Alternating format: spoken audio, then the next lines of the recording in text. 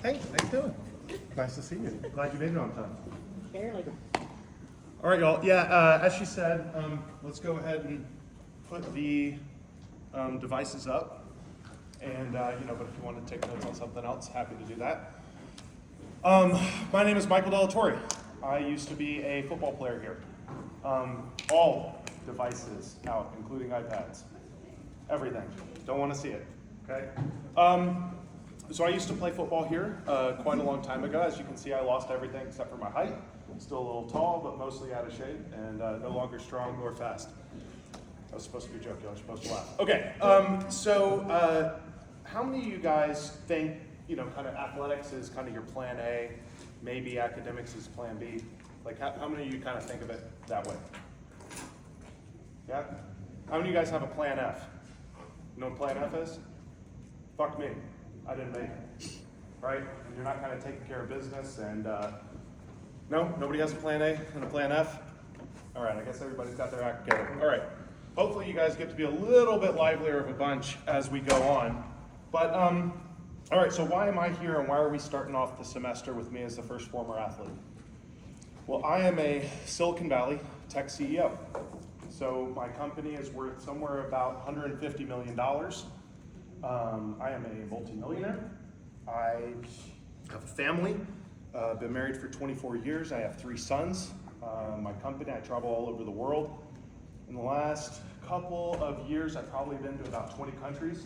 So the last time I talked here, I went to Seoul, Korea, Japan, Paris, Amsterdam, Copenhagen, Vienna, Milan, Rome, Barcelona, Madrid, DC, New York, Boston, Chicago, Cuba, Mexico City, all in just about the last 2 years.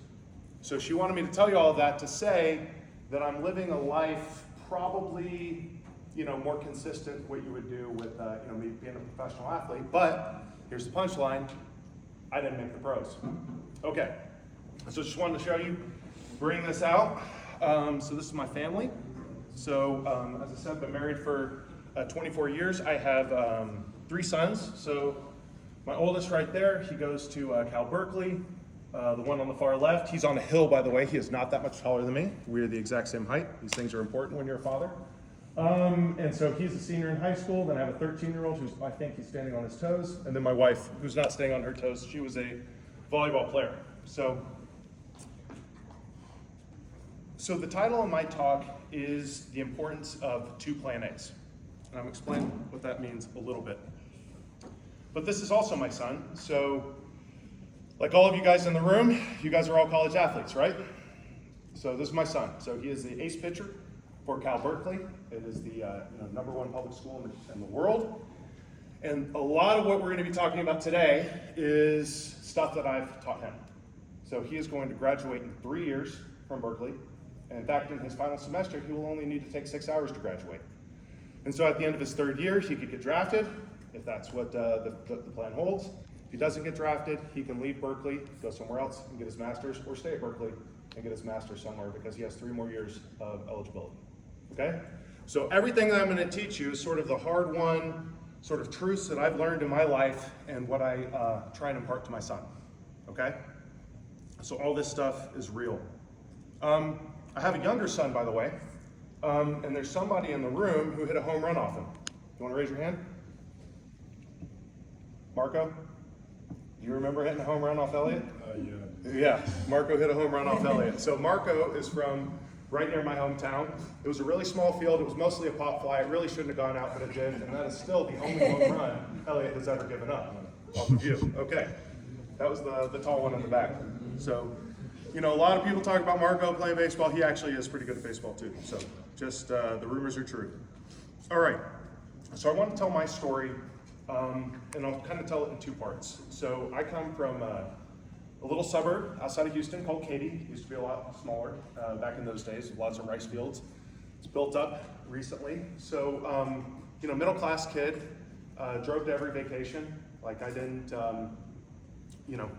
fly until I took my official visit to the University of Miami when I was 18 years old. So it was the first plane flight I was ever on. So definitely not poor or anything, but we didn't have a lot of money running around. And so, so I was a tight end, I was a punter, and I was a discus thrower. And I got full scholarship offers in all three of those things. Got about 40 offers. And when I showed up at Texas A&M, we were pretty good back in those days. I don't know if you guys know that. So late 90s, early 2000s, we were a perennial top 10 team. I think 10 of the 11 guys that started on defense when I showed up played in the league. And I think 7 of the 11 starters on offense played in the league when I got there. The guy that I started behind was a guy by the name of Dan Campbell. I don't know if you or played behind, so 5th year senior when I got here. Played in the league for 8 years. And the 5 straight tight ends when I showed up had gone to league, right? And so I was kind of the heir apparent, and I started as a freshman, redshirt freshman after Dan. So about having a good freshman year, halfway through the season, my left leg stopped working. Started going numb, had surgery. Turned out I had a ruptured disc in my back and I had surgery. Came back. By my junior year, I was really good again, playing great. We had Notre Dame at home, probably had the best game of my career. Notre Dame had a bunch of guys who played in the league on the other side of the ball, whipped their asses all over the field. 2 weeks later, I wasn't a football player because my back started rupturing again. So I went from being kind of 3rd, 4th rounder to nothing in the span of a week. So that's sort of one side of the story. The other side of the story, I was born Houston, grew up, lower middle class. Both my parents worked. So didn't have a car, didn't have cable, didn't have internet, none of that stuff. Spent a lot of time bumming rides off people, kind of staying at the school, being stuck up there. There were no iPhones in those days, so I read a lot. Right? So I probably read, 40, 50 books a year. Had really good grades. So of the top 100 players in the country, my GPA was pretty much a statistical outlier.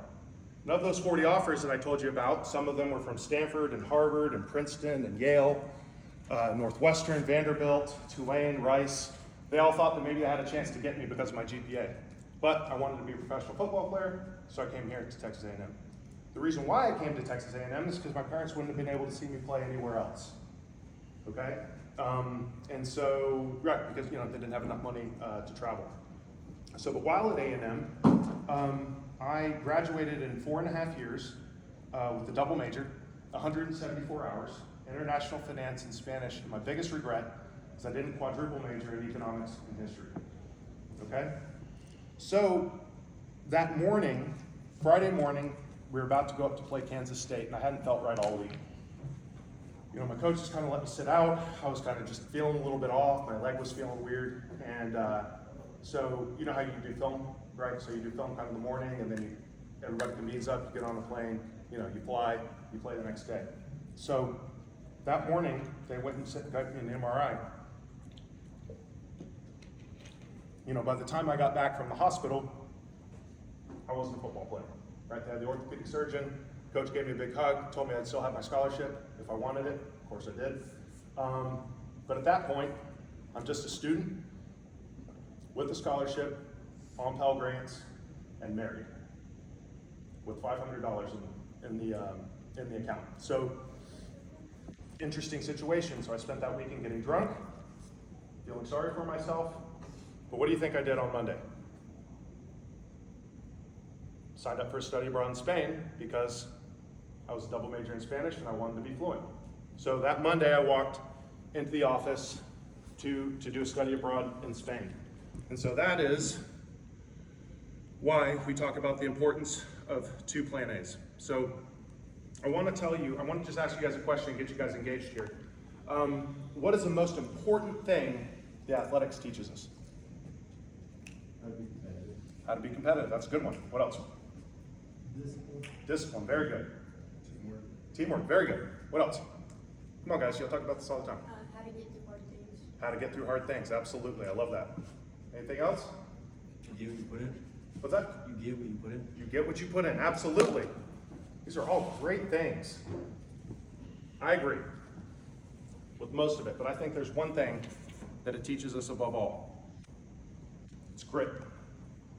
So the thing is my life hasn't been, perfect, hasn't been a primrose path by any stretch of the imagination. But this is absolutely the most important thing. You guys know what grit is? Right, so let's say you're at the end of practice, you got some swimmers here, right? Swimmers have grit. Swimmers, by the way, in case y'all don't know, are the toughest people on campus. Right? They get up at 6 a.m. every morning and they go swim some cold ass pool. Then they get to go work out. And then they get to go to class. And then guess what they get to do in the evening? Get in that cold ass pool. Swimmers are some of the mentally toughest people you've ever met in your entire life, and y'all need to know that. I would say I'd pick pound for pound mental toughness over the football team any day of the week. I'll tell you that. Get in a fight, probably the football team would be better on your side. But if you want mental toughness, discipline, grit, you want a swimmer on your side every time. And so this fall down 7 times, get up 8. So this is probably one of the most important things I've learned in my life. It doesn't really matter what happens to you, you always got to get up, right? So one of the worst days of my life was when, the orthopedic surgeon told me I wasn't going to be a football player anymore. I had already promised my father-in-law, hey, I can get married in college. I'm about to get drafted next year. That obviously didn't happen. But, I felt, had a weekend feeling sorry for myself. And then I just moved on, right? Similar thing happened about a decade ago. So my first job as an executive in a startup, that startup went bankrupt. So I don't know if you know this, but having kids and moving around the country and doing all this stuff is pretty expensive. My wife doesn't work. And so, times were tight. I had to sell some 401ks, etc. Not even a decade later, here I am, and I just bought her a $3 million beach house in Carmel by the Sea, California, right? So, you're living on, credit cards, you're having to liquidate 401ks, but, if you build your knowledge, if you build your skills, if you build your relationships, if you have capabilities, if you build that base, no matter what happens to you, you're just gonna pop right up, right? And all of you guys know this. So you play football, let's say you get a blindside hit and you get hit in the mouth. 100,000 people looking at you, you're laying on the ground. You're just gonna lay on the ground and roll around, or you're just gonna pop up and act like it doesn't hurt. Pop up and act like it doesn't hurt, right? So you do that in football, you gotta do that in life. Okay, so fall down 7 times, get up 8. I believe in this so much that I actually bought this for my sons, and this is on their room. So I had an artist put their name in Japanese in the corner. So Simon, Elliott, and Oliver all have this in their room. So highly recommend that. So we're gonna go through some other universal laws. So we went through grit, but this is also, actually this is probably the most important one, if you really get down to it. There are no future facts. There's just plans and probabilities. Nobody has any clue what's gonna happen tomorrow. Maybe you're in a back pedal, you go to make your plant, and your knee blows up, right? That happened to anybody in the room? Right, I bet you had different plans this year for your season, didn't you? Right, it could be a car wreck, it could be anything, right? Nobody knows shit about the future, okay? Anybody that tells you they do, oh, you're destined to this, oh, you're gonna do that. It's just plans you have, and probabilities of those things happening. Now you can affect the probabilities of those plans by doing dumb shit and by doing smart shit, but nobody knows what the future holds, okay? All right, it's very, very important. Does anybody think they can predict the future? No? Okay, great. All right, let's keep going. Lively group here, guys. All right, so this one also quite important. So does anybody know what linear versus exponential growth is? Anybody have a guess? Hints on the chart. Linear's up and down. What's that? Linear's up and down. So linear's a flat line. Exponent's like this. So if you grow at 1% per year, every year, compounded, how much do you think you've grown in 5 years, 6 years? A little over 6%. If you grow at 5% per year, every year, compounded, every year you get 5% better, you're this blue line. With twice the effort, compounded, 10%, you get to this. With 3 times the effort, you get to this, and 4 times the effort, you get to that. It's the most important rule in investing. It's the most important rule in investing in yourself, in your body, in your mind. It is absolutely the universal law of compounding. So all that reading I was doing, all that classwork, all that, going to business school, going to taking the hard jobs, traveling around the world, working my ass off. So when the time came, I was ready to do it. And I was this line, not this line, trying to catch up. So a lot of times you think that you can maybe put off being that person that you want to be in the future to like some other time. Oh, that'll be tomorrow. Tomorrow I'll do that, or next month I'll do that, or next year I'll do that. But as this chart shows you, if you just that little extra effort, if you get 20% better every single year, you are 9,000 times growth over 6 years. I mean, it's absolutely incredible, and it's true. So, I don't know if you guys have had this happen. I'm sure you've had this happen in your life. People that maybe you were smart as or just as capable of in high school, and they chose some different life paths. They stayed down here, and if you invest in yourself, you could really compound. All right.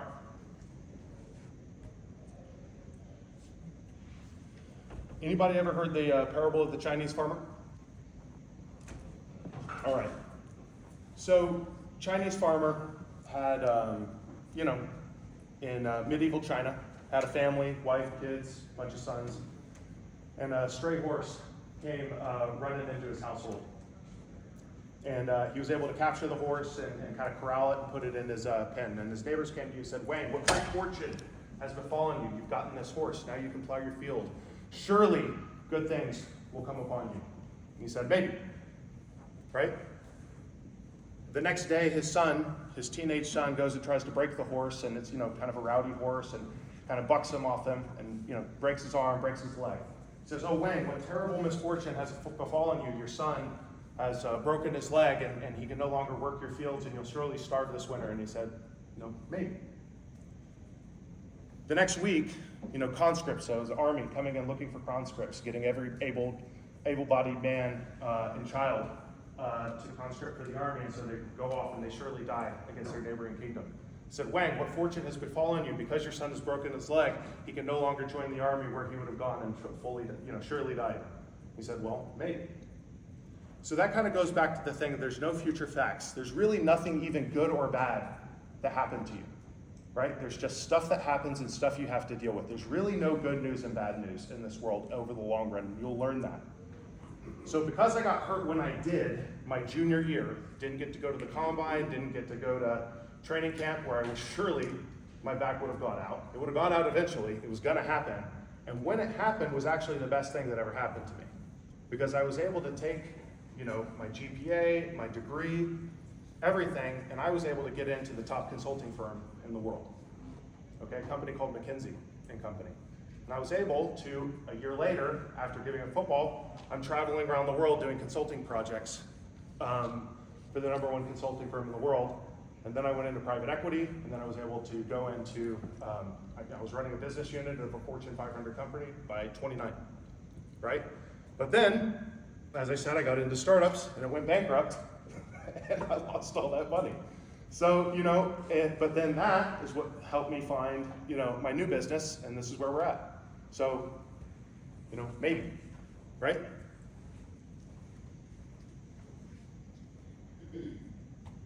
Okay. Now this one's important. If you do take out your phone and write anything down, you might want to write this one down. Because you guys were talking about this. This is especially, this is what you talk about, you see on Instagram, TikTok, all the Nick Saban quotes. Consistency, also known as the and rule. So I tell my sons, I was like, oh, well, you're gonna work out hard, you're gonna play hard, you're gonna train hard, you're gonna be a good teammate, and you're gonna be a good student, and you're gonna be a good friend, and you're gonna be a good son, right? There's no ors in life, there's just ands, right? The way you do anything is the way you do everything. Now I know this because they told me this. 5 of you guys didn't turn in an assignment. Take a personality test. 5 of you guys turned it in without filling out the personality test. What kind of shithead move is that? I'm gonna turn it in without actually filling it out? I bet you guys are some of the least accountable people on the football field. Coaches say, right, inconsistent, right? Not always accountable. Now maybe you're the best guy on this team at this time and you get some playing time. But that kind of approach will catch up to you, I promise. And if you can't fill out a freaking personality test and turn it in on time, how can you be accounted to be a good father? How can you be accountable to be a good husband? How can you be accountable to be a good employee when shit hits the fan and your company goes bankrupt and you're laying on the ground and you're like, fuck, what do I do? Right? You can't even turn in a personality test. Right? So the way you do anything is the way you do everything. Okay? All right. Hopefully that one got through.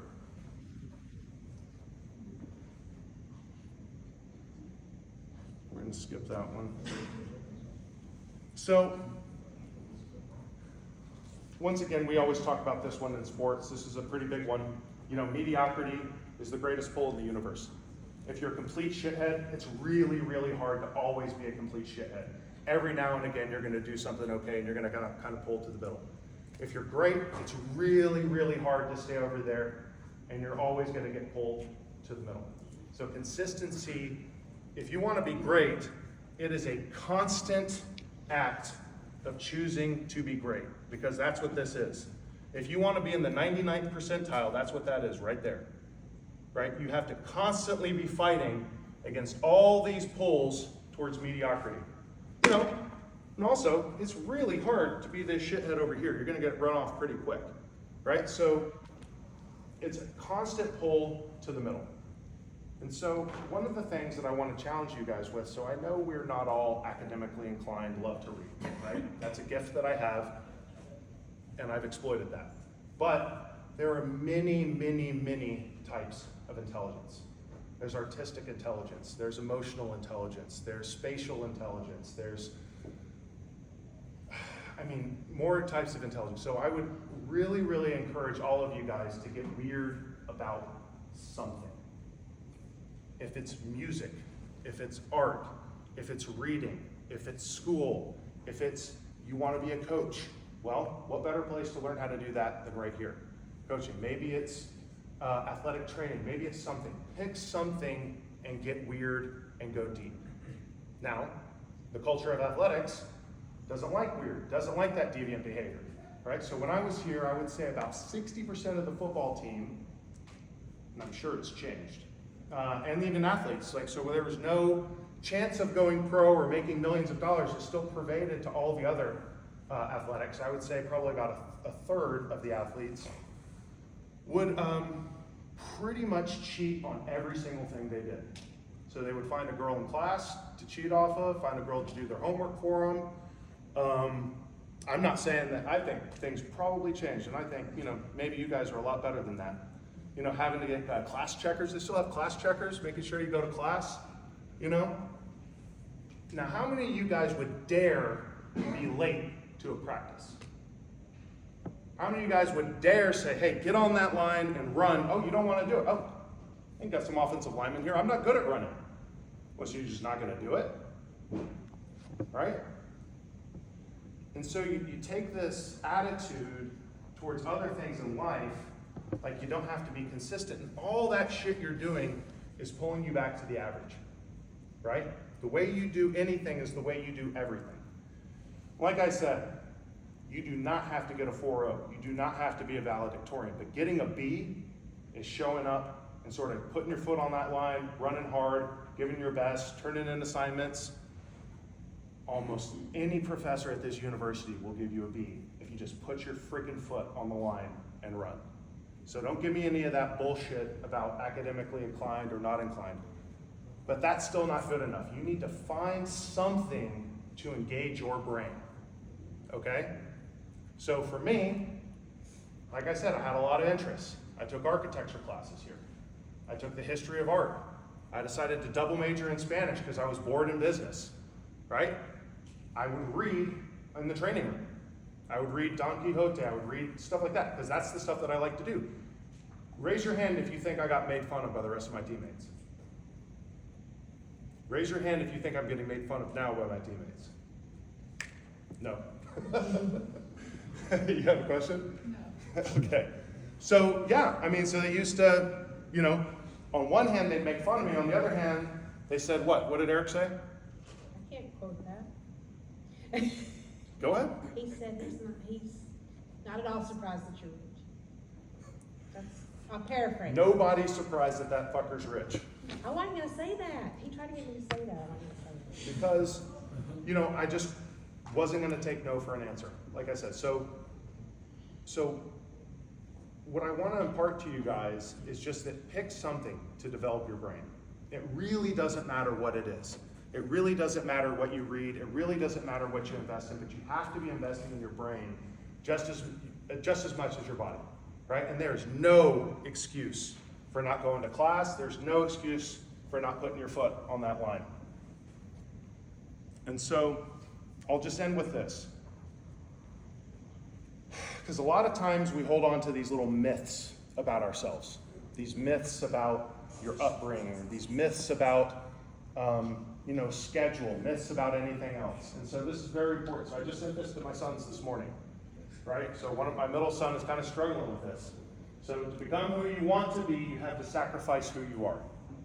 So you kind of have to look in the mirror about your app usage, look in the mirror about how you're going to class, look in the mirror, are you putting your foot on that line every time? Do you have your head down in class when somebody's telling you some really important stuff?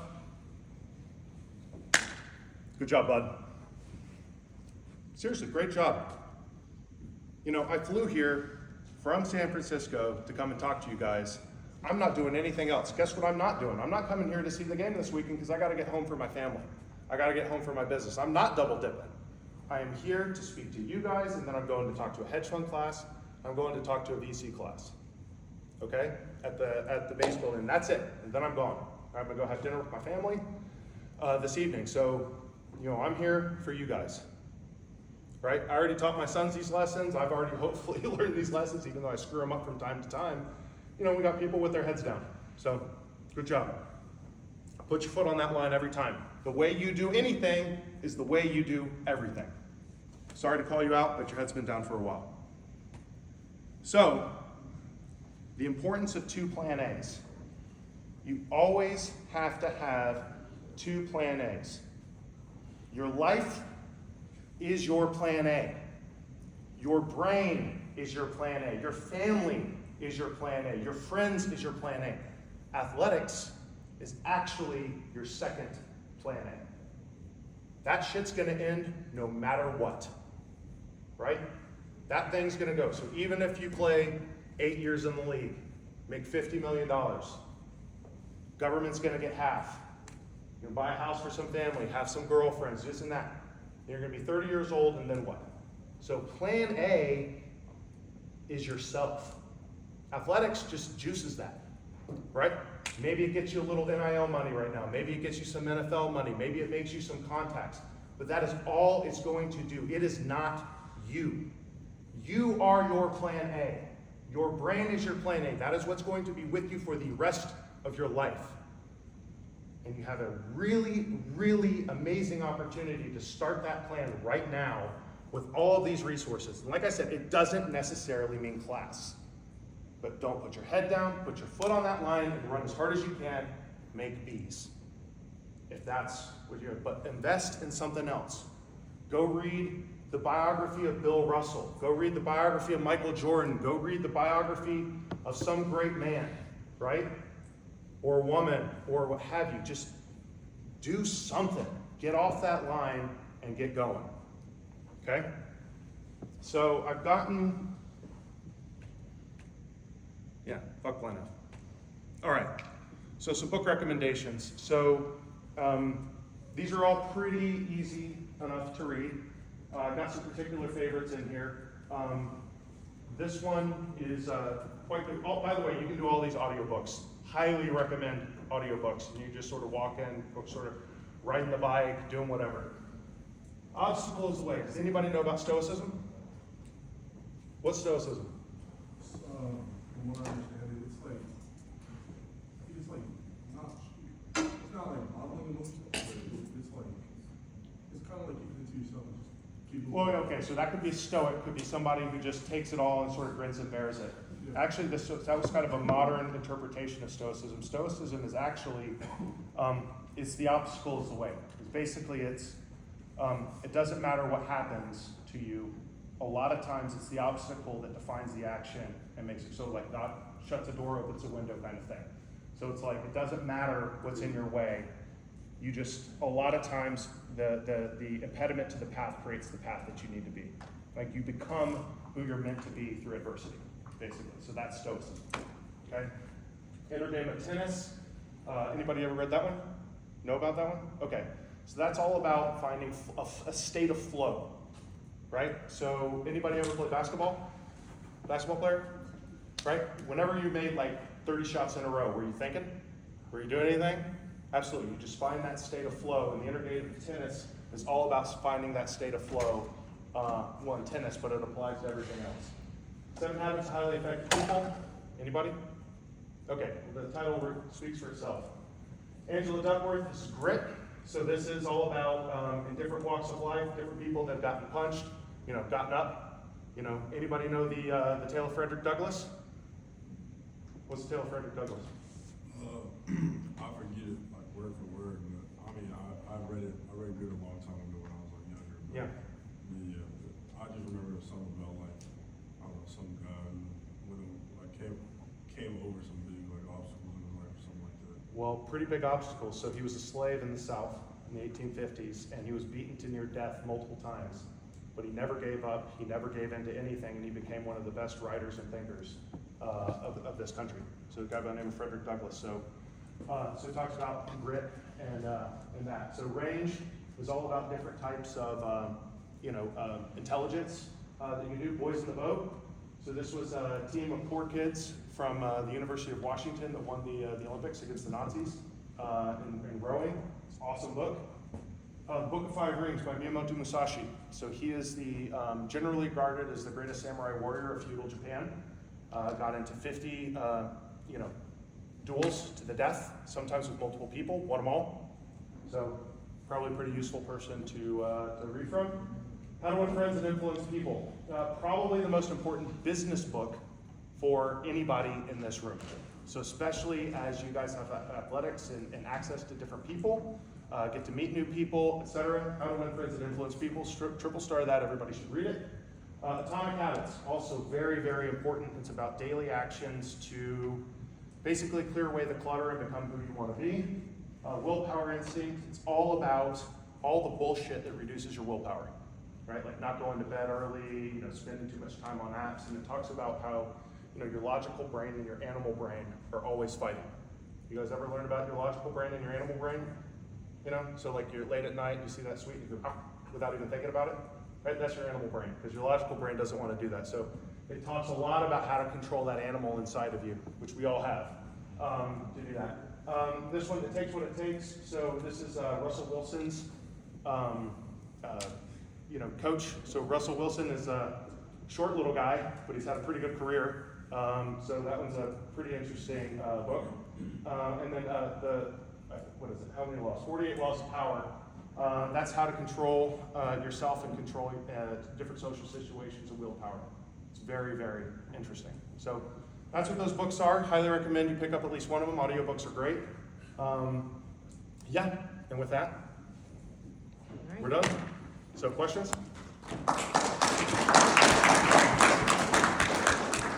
We have a few minutes for questions. If you speak up, or I have some that y'all submitted that I can share. What's your favorite book out of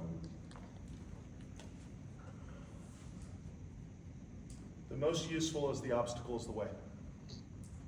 Because no matter what happens to you, you get up. It doesn't matter. Right? So you don't take the action and assign blame to it. You're never a victim. It's just a thing that happened, and what do you do next? The obstacle is the way. So that's probably the most important one on there. Everything else is just, window dressing.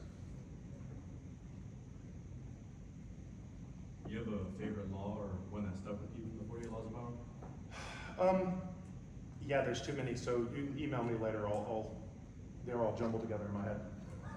So, yeah, but it's really interesting. It's all about mastery of different situations. Sometimes subtlety, sometimes aggressiveness.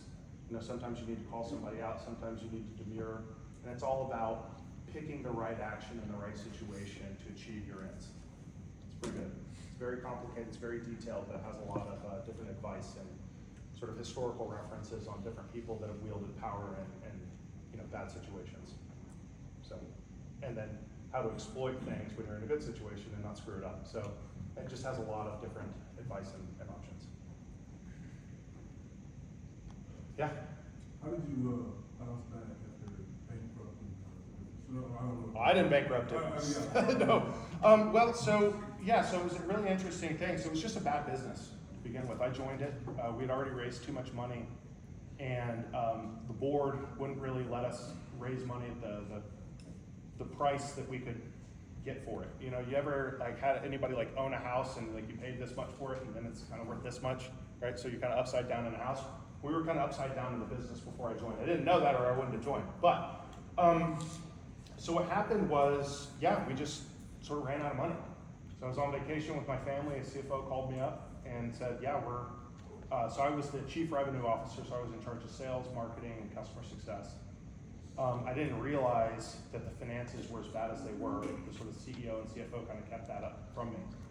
So said, hey, you need to come to Salt Lake City. We're not going to be able to make payroll this Friday. And so, I went inside, poured my wine down the sink, and I told my wife I had to get on a plane that night. And so, that was the last paycheck I got.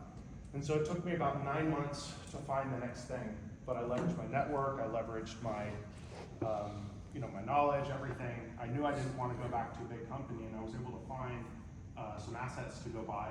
It wasn't even a real business, and that's what I've turned into. What we have right now is like a couple $100,000 of revenue. I was able to buy it at, but I had the skills and the sort of the background to know what it was when I saw it.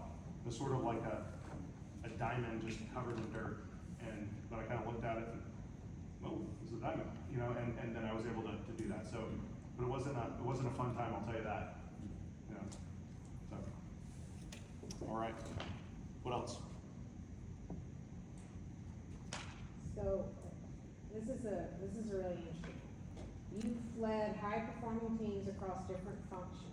What do you think distinguishes a good leader from a great one? Ooh.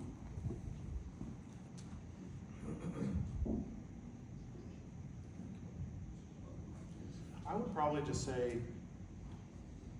consistency of approach and heterogeneity of action. So basically, like you guys familiar with Nick Saban?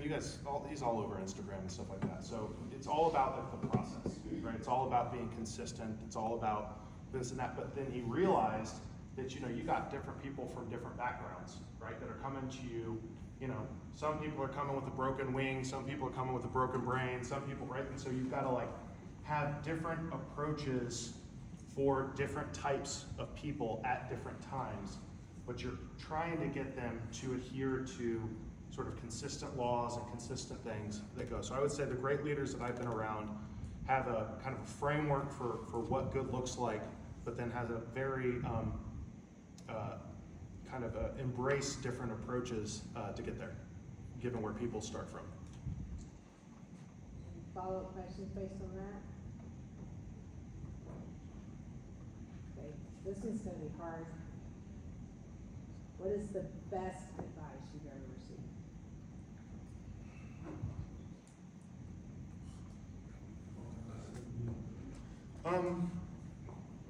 I don't know that I've ever received any best advice. I've gotten advice, I've gotten good things, and it all kind of jumbles together into this mishmash of things. But I'd say one of the things that I always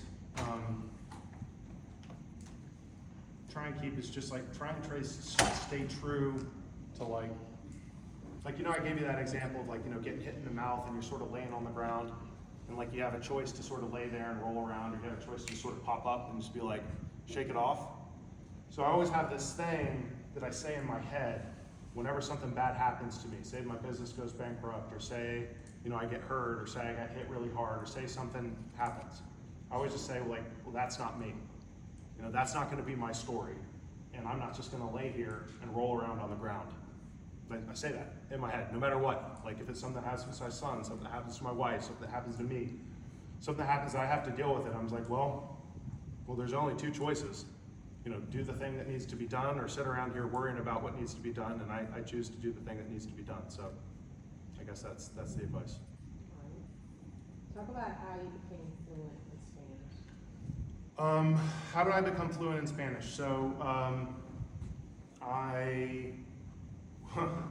so I got married in college.